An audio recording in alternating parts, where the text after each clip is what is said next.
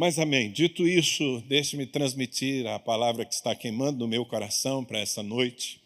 Eu não conheço a maioria de vocês aqui, mas eu tenho certeza que o Espírito Santo quer alinhar algumas coisas no seu coração para que a sua vida valha a pena. Eu quero ler com você um único versículo da palavra de Deus agora, que está em Isaías, capítulo 32, verso 8. Tudo que eu vou falar nessa noite está baseado nesse texto cheio de sabedoria divina. Isaías, capítulo 32, versículo 8. Diz assim: mas o nobre projeta coisas nobres, e na sua nobreza perseverará. Vamos dizer juntos? Mas o nobre projeta coisas nobres, e na sua nobreza perseverará. Agora, só os que estão acordados. Projeta coisas nobres, e na sua nobreza. Eu não sei porque sempre quando eu falo os que estão acordados são mais do que os que estão dormindo. Vocês prestaram atenção nisso? Ainda bem, não é? Bom, queridos, eu quero começar aqui essa conversa propondo a seguinte questão: o que a sua conversão a Cristo impactou na construção do seu futuro? Vou repetir a pergunta, já provocando aí uma reflexão. Você se converteu a Cristo, ok? Imagino que, se não todos aqui, a grande maioria tenha passado por essa experiência. O que essa experiência, está hoje impactando na construção do seu futuro? Sim, eu sei que a conversão resolveu o seu passado. Quando nós dissemos sim a Cristo, então o nosso pecado foi cancelado, o nosso passado foi resolvido, não há mais nenhuma condenação sobre nós, glória a Deus, tremendo. Também resolveu a nossa eternidade, porque se abraçamos a fé e não a rejeitamos mais, então o maligno não pode nos arrebatar da mão do Senhor. Nossa eternidade está garantida e nós viveremos para sempre com Deus. Mas e quanto ao seu futuro aqui, imediato? Eu estou usando uma expressão proposital, a construção do seu futuro. Porque eu percebo que muitas das minhas ovelhas, muitos dos meus irmãos em Cristo, vivem como se o futuro viesse por conta própria. Na verdade, eles vivem à deriva. Acordam todos os dias para viver uma vida aleatória. O que vier veio. E alguns acham que, inclusive, isso é exercício de fé. Não, pastor, eu entreguei a minha vida ao Senhor e eu descanso nele, não tenho planos, confio em Deus. Pode parecer assim muito bonito, mas não é esse tipo de vida que o Senhor nos chamou a viver. Assim, à deriva, como se nós fôssemos barcos no meio do mar, sem leme, sem bússola, sem vela, sendo levados pela maré. Não, realmente eu não consigo enxergar a vida de um homem, de uma mulher de Deus dessa forma. Eu diria que a vida com Deus deveria ser necessariamente uma vida de propósito. Você concorda comigo? Eu preciso me mover para propósitos bem definidos. Por quê? Porque, em primeiro lugar, eu fui regenerado. Essa palavra é muito forte, é um conceito teológico muito forte. Não é apenas que eu fui adotado por Deus, esse é o aspecto legal. O Senhor me assumiu como filho, mas muito mais do que me assumir como filho, Ele me deu a sua natureza, eu fui regenerado em Deus. Significa que toda a nobreza de Deus está em mim, disponível. Ainda que a minha carne, a minha velha natureza, esteja sempre tentando me puxar para baixo, para trás, eu tenho essa fonte aberta. Mais do que isso, habita em nós o Espírito Santo, que é chamado de guia. Só faz sentido ter um guia se há um destino estabelecido. Então, nós temos um arsenal enorme do reino de Deus à nossa disposição. E com tudo isso, você há de convir comigo que ainda há muitos de nós que acordam todos os dias pela manhã simplesmente pensando na sobrevivência. Vou correr mais um dia atrás do prejuízo, vou trabalhar como louco, vou suar a camisa, para quem sabe conseguir até o fim do mês pagar os meus boletos. E essa é uma vida muito pequena para os filhos de Deus. Os filhos de Deus são chamados a reinar em vida. Posso ouvir um amém? Não é uma frase de efeito. E nem tem a ver com triunfalismo. Quando eu digo que nós somos chamados a reinar em vida, não significa que nós vamos viver acima do bem e do mal, que nós não vamos sofrer e derramar nossas lágrimas, encontrar tantas oposições e dificuldades. Mas o plano de Deus é que a gente viva nessa terra, ainda nessa terra, de uma maneira superior, inspirados pelo céu, nos movendo para propósitos que não sejam assim do tipo castelo de areia, que a gente constrói, admira e logo vem uma onda e destrói, e passa. E às vezes nem na memória fica. Então, veja bem, nessa noite aqui, de uma maneira que eu espero objetiva, simples, mas reveladora, eu queria compartilhar com vocês uma espécie de mapa mental que esse versículo me dá. Esse é um dos meus versículos prediletos da Bíblia. Sabe aqueles highlights que você tem e que com frequência você volta a pensar e dali você se abastece para seguir? Esse texto é uma revelação para mim. E como eu disse, ele produz uma espécie de mapa mental para essa vida que eu estou tentando estimular você a buscar, que é a vida que vale a pena ser vivida, aqui e agora, porque quanto à eternidade, isso é depois, gente. Eu sei que vai valer a pena, mas é quanto aos nossos próximos anos, quem sabe décadas. O que você está buscando? O que você vai estar construindo? Enfim. E aí, eu quero te dar aqui pelo menos 4 chaves que estão contidas nessas palavras do profeta. A primeira delas é que tipo de gente, preste atenção nisso. Eu não quero ser complicado, eu quero transmitir isso de uma maneira simples para você. Mas a primeira chave para a gente viver essa vida superior, mesmo aqui na Terra, é que tipo de gente nós decidimos ser. Porque é uma decisão. Ou você decide ser, no caso, um nobre, eu vou usar essa expressão o tempo todo, porque o texto fala do nobre. Ou você decide ser um nobre, ou você fica à mercê do que te oferecerem. E eu digo que é decisão, porque eu não estou falando de uma nobreza natural, estou falando de uma nobreza que nasce da nossa identidade em Deus. É por isso que eu comecei falando dessa regeneração, foi implantada em você a natureza divina.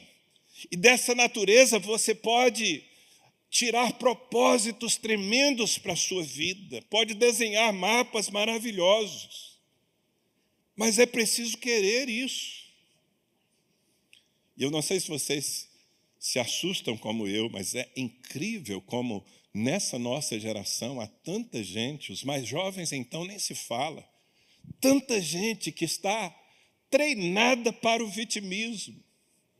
Pessoas que foram ensinadas a se desculparem na sua própria história, quem sabe na falha dos outros em relação às suas próprias vidas. E essa é uma má escolha, porque se você aceita ser vítima da história, bom, se você é vítima você será sempre, entende? Uma vítima nunca é protagonista daquilo que está vivendo, é vítima. E, de fato, como um pastor, como um fazedor de discípulos, que eu me assumo, eu encontro em muitas pessoas essa dificuldade de se enxergar, não a partir da sua história, não a partir do tanto de cultura que conseguiu angariar, não a partir da conta bancária que tem ou não tem, mas se enxergar a partir de quem é em Cristo Jesus. Porque no momento em que você sabe quem você é em Cristo Jesus e que você acessa essa fonte de nobreza, veja bem, eu não estou falando da sua carne, não estou falando da natureza caída que continua aí tentando recuperar o seu espaço. Eu estou falando da natureza que foi implantada em você pela palavra de Deus, ela está aí. E que se você resolver viver a partir dela, se você resolver enxergar a vida sob essa perspectiva, pensa nessa palavra perspectiva, ela é muito importante.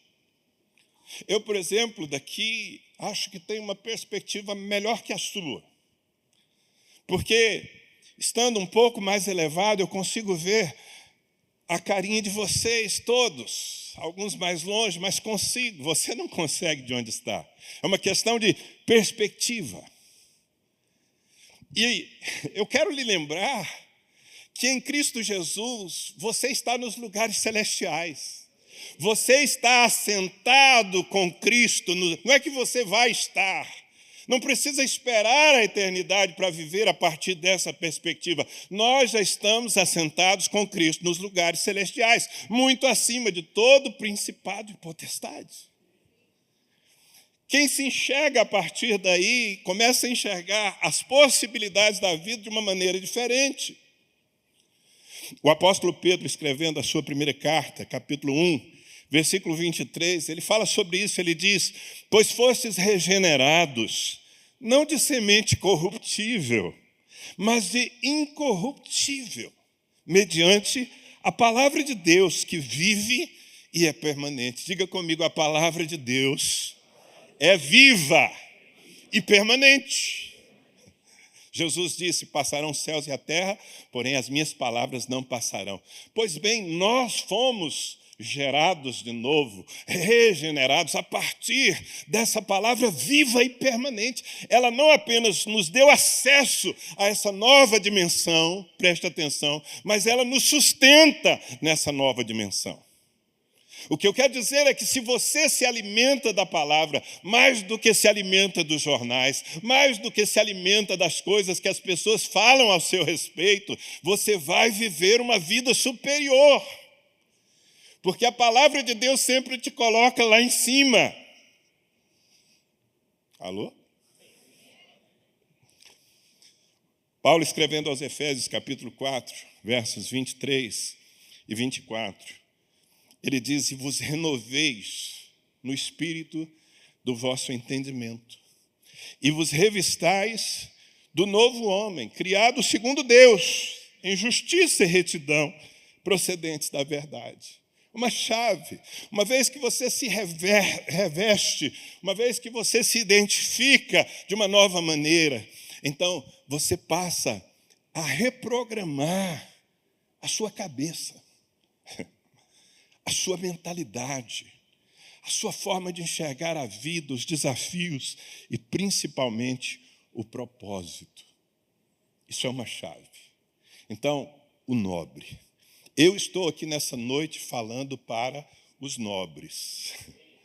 Agora, isso é algo que você assume, não apenas com um amém, mas que você assume no seu dia a dia. Eu sou um cidadão aqui de carne e osso, mas conectado na eternidade. Eu recebo de uma fonte eterna e poderosa, e é a partir disso que eu vou viver. Amém? Colossenses 3,10 diz algo semelhante: e vos revestistes do novo homem, que se refaz para o pleno conhecimento, segundo a imagem daquele que o criou. Eu me sinto muito estimulado a viver dessa maneira. Porque ainda que eu seja gente, ainda que eu conheça os meus limites humanos, inclusive as minhas falhas e pecados, eu sei que em Deus eu tenho possibilidades que os outros homens não têm. Eu sou um nobre. Sabe, o Espírito de Cristo está em mim. A mente de Jesus, eu a tenho, você também. Nós temos a mente de Cristo. O que nós precisamos é acessá-la. 2 Pedro capítulo 1, versículo 3 e 4. Preste atenção. Como eu gostaria de mergulhar em cada um desses versículos, mas eu vou resistir à tentação. apenas dando para você algumas fontes aqui para que você possa mergulhar nelas em outro momento. Visto como pelo seu divino poder nos têm sido doadas, preste atenção, nos têm sido doadas todas as coisas que pertencem à vida e à piedade, pelo conhecimento completo daquele que nos chamou para a sua própria glória e virtude. Eu quero sublinhar essa afirmação: nos têm sido doadas todas as coisas. Sabe, tudo o que nós precisamos para viver essa vida superior na terra, aqui agora, já nos foi dado. Está à sua disposição, não distante, não depois que você subir uma escadaria de joelhos em penitência, não. Está implantado em você pelo Espírito Santo e pela palavra.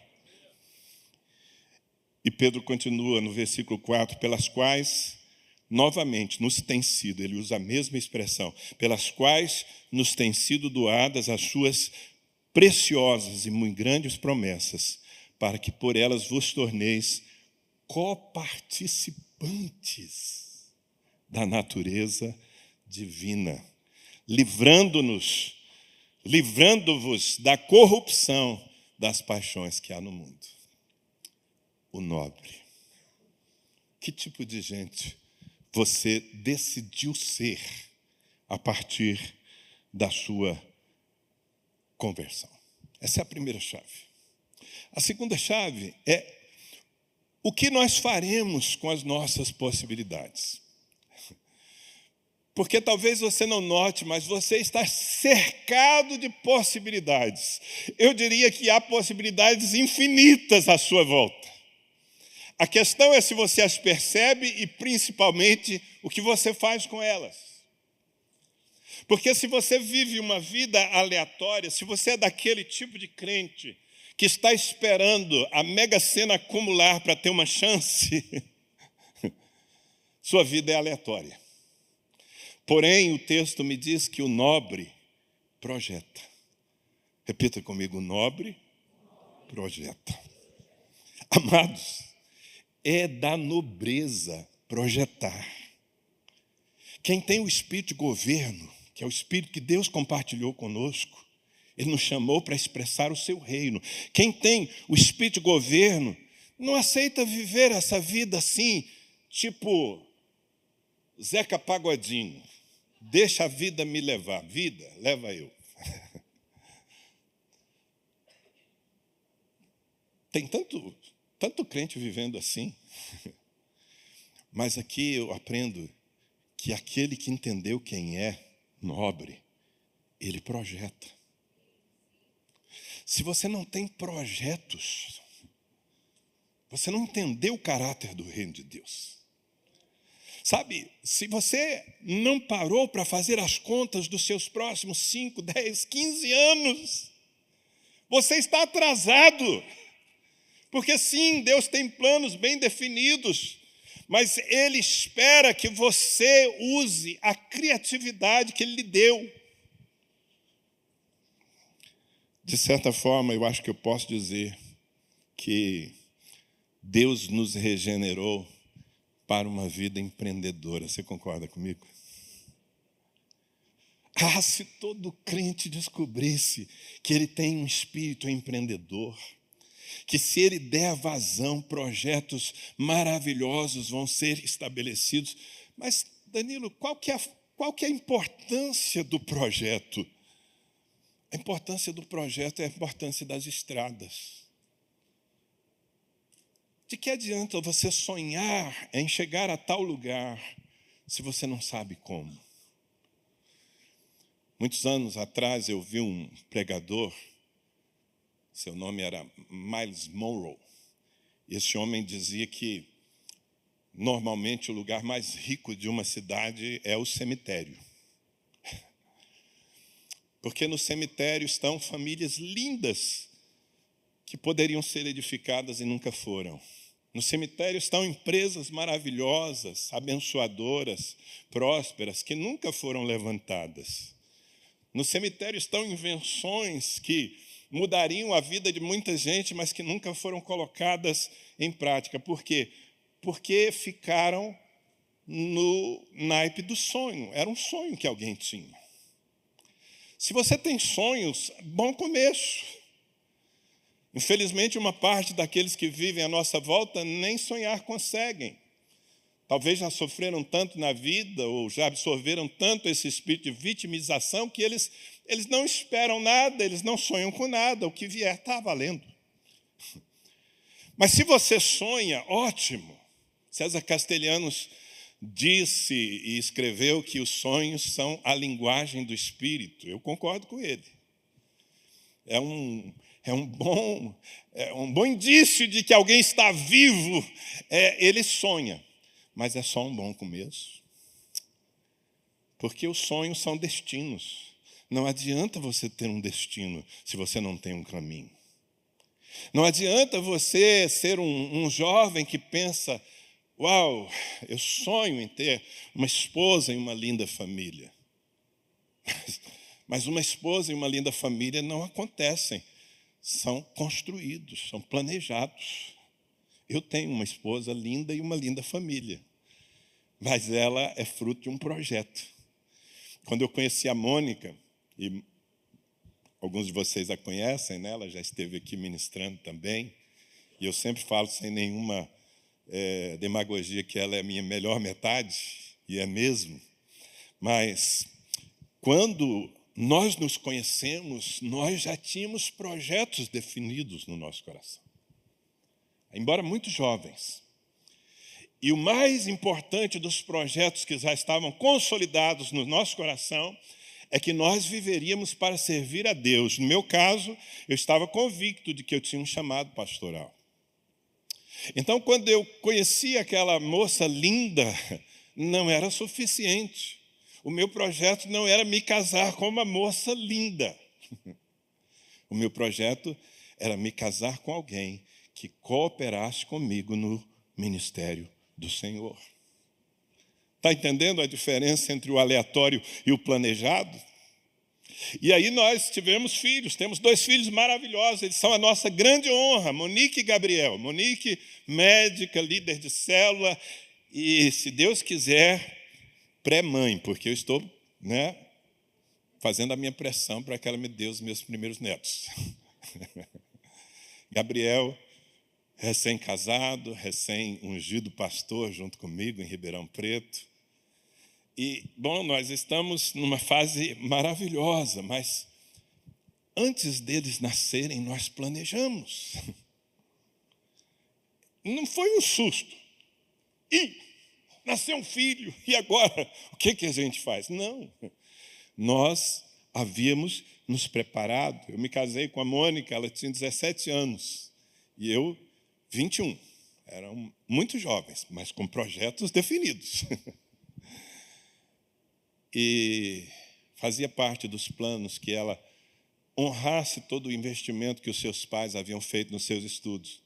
Então, que ela fizesse uma faculdade, se formasse. Então, nós nos casamos e ela prestou vestibular na USP e cursou odontologia, se formou e os filhos tiveram que esperar. Era o nosso plano, que estávamos conferindo sempre com o Senhor. Só dando um pouco do meu testemunho pessoal, para exemplificar o que eu estou falando. Projetos.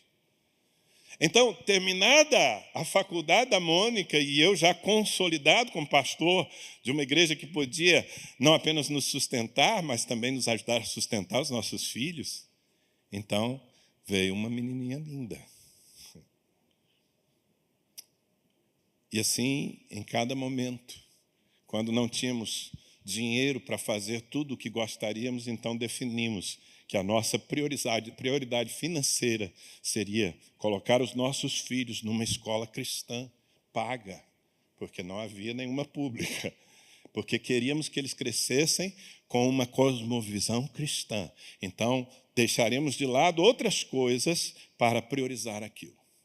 Aí hoje, quando você olha para dentro da minha casa, e eu posso dizer sim, podem olhar para dentro da minha casa, nós somos um bom modelo. Os meus filhos são um modelo de honra. Mas isso é fruto de um nobre que projetou. Os nobres projetam. Você está comigo ou não?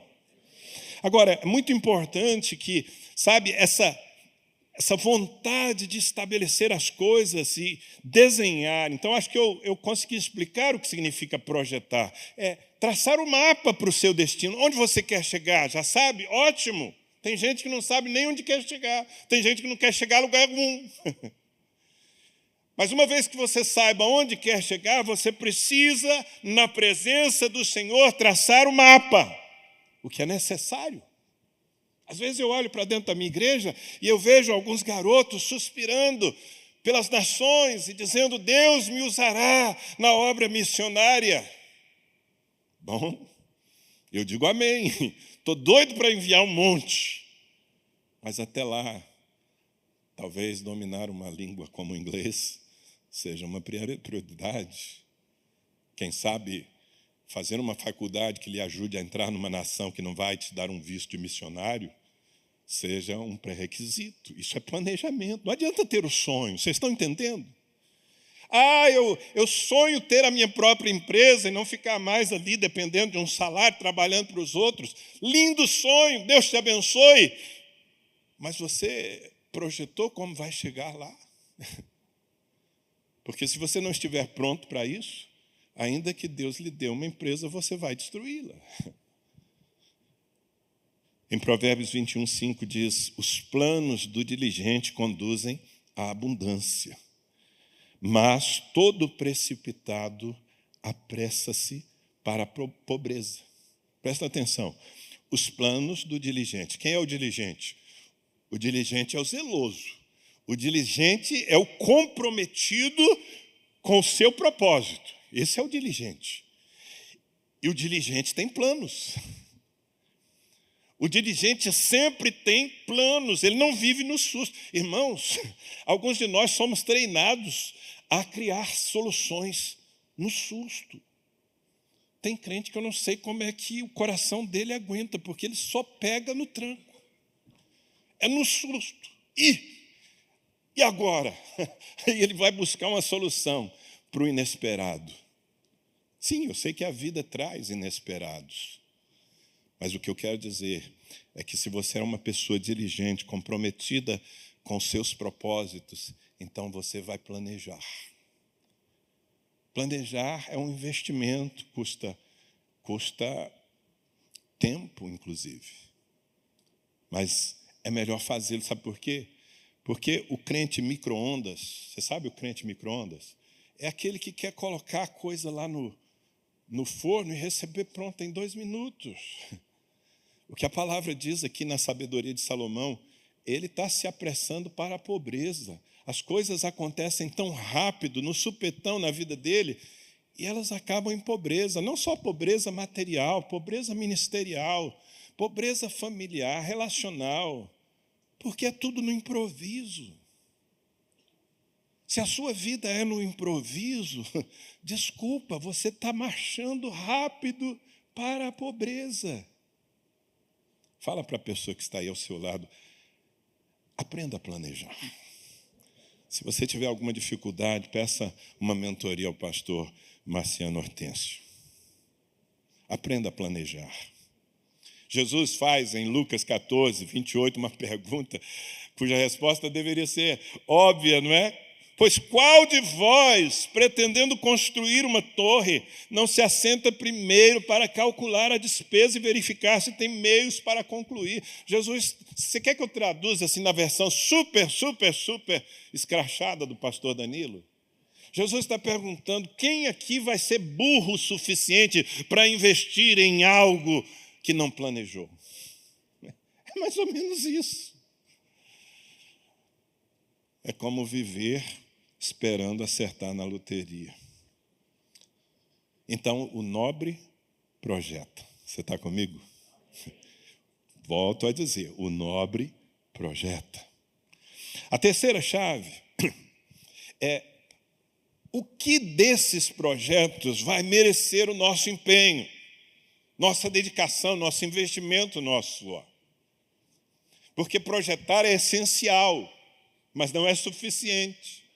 O texto diz, o nobre projeta o quê? Coisas nobres.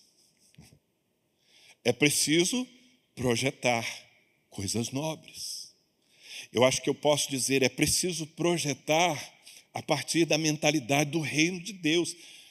Mais uma vez, irmãos, eu não estou falando de nobreza terrena. Eu não estou falando daquilo que se constrói aqui, se admira aqui, se recebe aplausos aqui, mas se lamenta aqui, porque não permanece. Eu estou falando daquilo que a gente edifica em nossa vida e que não apenas causa um impacto no nosso mundo, na nossa família, mas repercute no céu. Isso é nobreza. Você vai construir uma família, constrói uma família não pensando assim, preciso me casar, preciso me livrar da solidão, eu preciso ser feliz. Oh, Deus, me dá uma esposa. Está lascado. Esse é o seu plano? Se casar para se livrar da solidão e ser feliz, você diminuiu o casamento tão drasticamente. Todos nós deveríamos ensinar os nossos filhos a buscarem se casar para que as suas casas sejam um reflexo de um casamento eterno que está definido no céu entre Cristo e a igreja.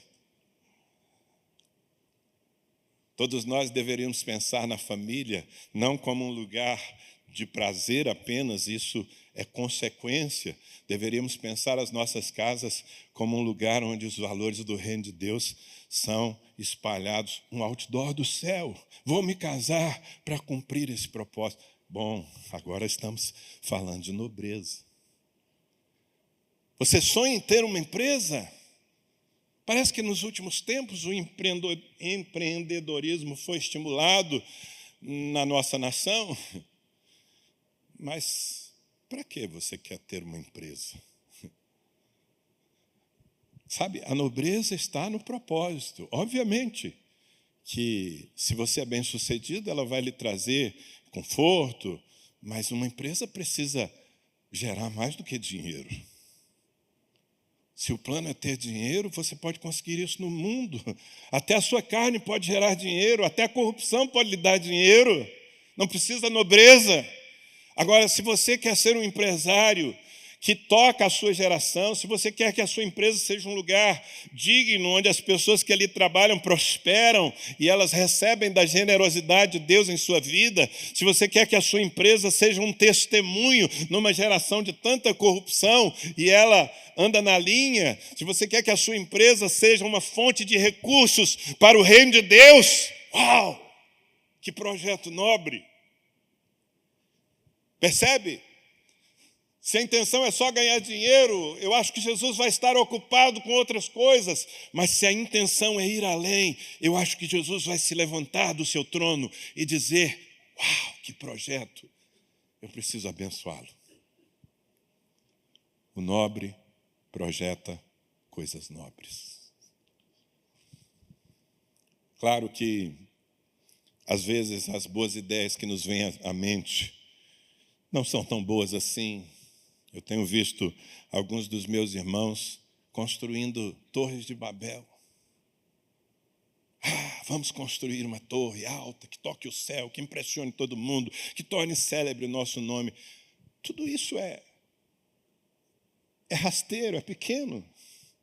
Se impressionar Deus, vai impressionar de maneira negativa. E onde vai terminar? Você sabe como terminou a Torre de Babel? Era magnífica. Quem passava ali dizia, uau, isso é muito grande. Mas terminou em confusão. Porque não passou, escuta, não passou pelo crivo da inspiração divina. Eu estou tentando despertar você para colocar a sua criatividade a serviço dos intentos do Senhor. A permitir que Deus julgue os seus planos. Olha o que diz Provérbios, capítulo 16. Confia ao Senhor as tuas obras. 16:3. Confia ao Senhor as tuas obras e os teus projetos serão estabelecidos. Ou seja, você tem um projeto. Você já cumpriu a primeira parte. Então agora pega esse projeto e confia ao Senhor. Põe diante dele. No versículo 9 do mesmo capítulo, o coração do homem planeja o seu caminho, mas o Senhor lhe dirige os Irmãos, eu não sou um coach, eu sou um pregador da palavra de Deus. Eu estou aqui te ensinando princípios da palavra de Deus que servem para todas as áreas da sua vida. E que se você realmente aplicar, você vai ver que a vida passa a ter um significado muito maior do que simplesmente acordar e correr atrás dos boletos. Entende? Uma das coisas que vão nos ajudar a filtrar esses planos, que se nós dermos corda ao nosso coração, eles vão surgir, é nós sermos humildes o suficiente para ouvir conselho. Nós temos a oportunidade de viver em família. Essa igreja se propõe a ser não um amontoado de gente, um grande auditório de fim de semana, uma família onde cada um está sendo acompanhado, onde você tem acesso a conselheiros. Isso é um princípio espiritual. Provérbios 15, 22, entre tantos outros textos, onde não há conselho, fracassam os projetos.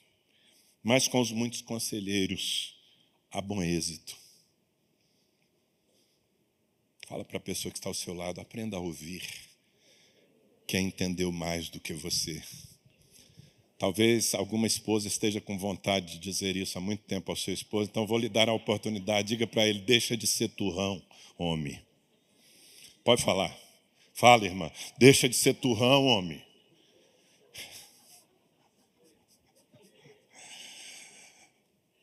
Conselhos. Conselhos são importantes. Significa que nós estamos dispostos a colocar sob o crivo do Senhor, que usa pessoas na nossa vida, inclusive entregar aquilo que na verdade Ele não aprovou. Amém? 1 João capítulo 2, versículos 15 a 17.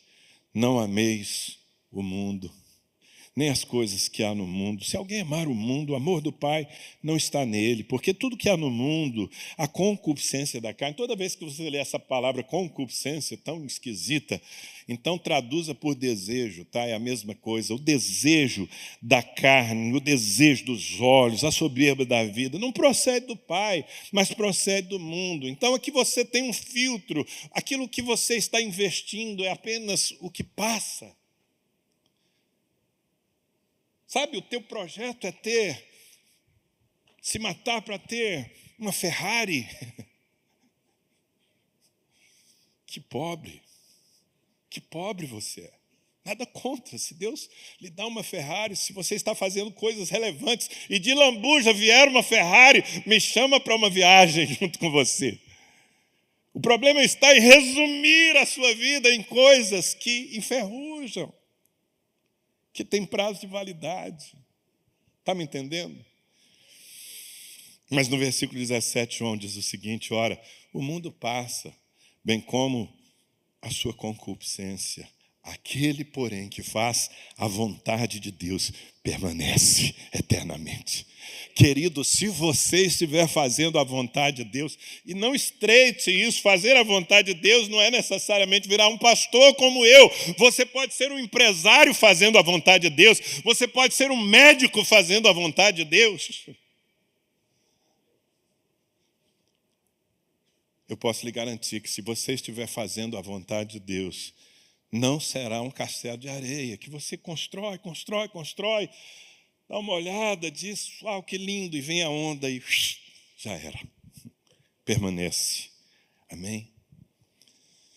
A última chave que eu quero lhe dar, já consolando o seu coração, que eu estou terminando, é o quanto nós estamos dispostos a investir sem perder a essência nesses projetos. Porque você está guardando o mapa mental, né? O nobre projeta coisas nobres. Ponto final? Não. Não é ponto final. E na sua nobreza perseverará. Essa é uma chave fundamental. Porque não adianta eu ter um excelente projeto abençoado por Deus e não ter a disposição de pagar todo o preço necessário até que ele se conclua. E normalmente as coisas mais importantes da vida custarão muito investimento e tempo. Quantos concordam comigo? Tempo, por enquanto, faz parte da fórmula. E aqui muitos de nós perdem o rumo. Porque aprendemos até a ser homens e mulheres de iniciativa, mas não aprendemos a ser homens e mulheres de acabativa. Você precisa ser alguém de acabativa. É alguém que vai até o fim. É alguém que, uma vez convicto de um projeto, enfrenta todas as situações adversas. Ele persevera. Perseverança é uma palavra-chave na vida cristã. Vale até para a nossa salvação. É preciso perseverar até o fim. Amém? Mas, naquilo que você está construindo, uma família, às vezes nós encontramos um casalzinho, não é? Eles se casaram há 3, 4, 5 meses e começaram a perceber que não eram conto de fadas, começaram a realmente se conhecer, que a gente conhece depois do altar. Sim ou não? Quem é casado aqui? As pontas começaram a aparecer, as incongruências do casamento. E aí, alguns deles estão desanimados, porque eles esperavam um casamento de micro-ondas.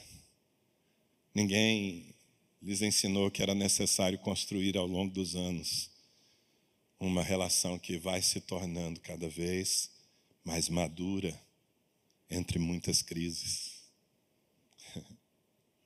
Então é preciso perseverar. Converse com qualquer homem bem-sucedido em qualquer área. Um pastor bem-sucedido, no sentido de ter levantado e mantido em pé, ao longo de décadas, um ministério relevante. Converse com um empresário que deu certo. E pergunte para ele se houve momentos em que ele foi tentado a desistir. Quase sempre você escutará uma ou duas histórias.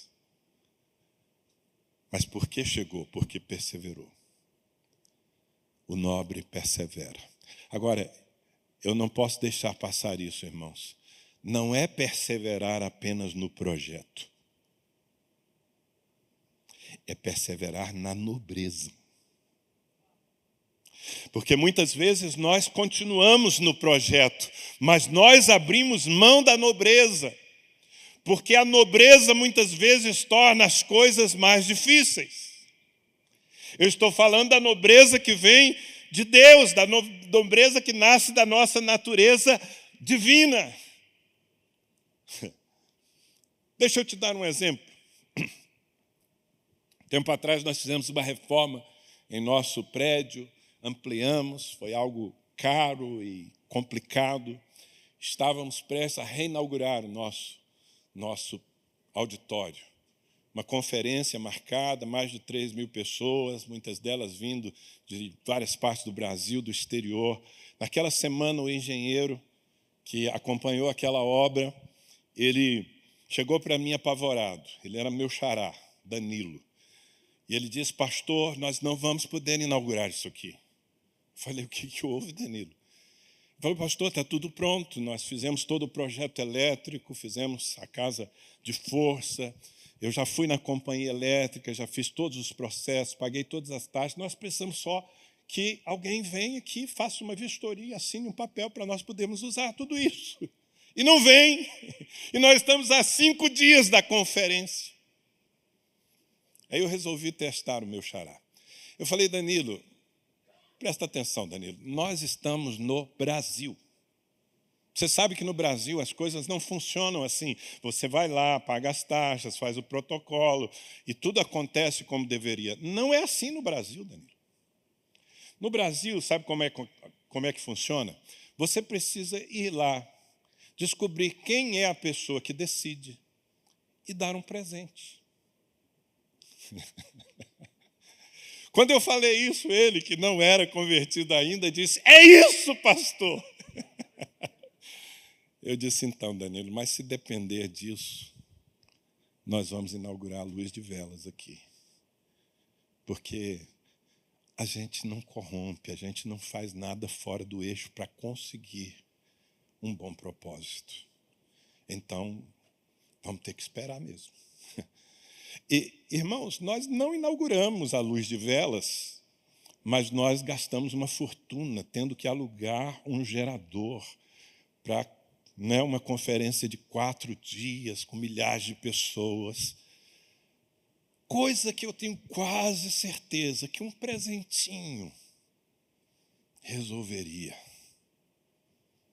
E nós teríamos a nossa festa mais barata. Mas e a nobreza?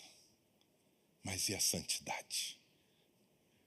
Entende? Eu estou dando só um exemplo. Se você está gerando coisas na nobreza de Deus, vai custar mais. E você precisa perseverar na nobreza.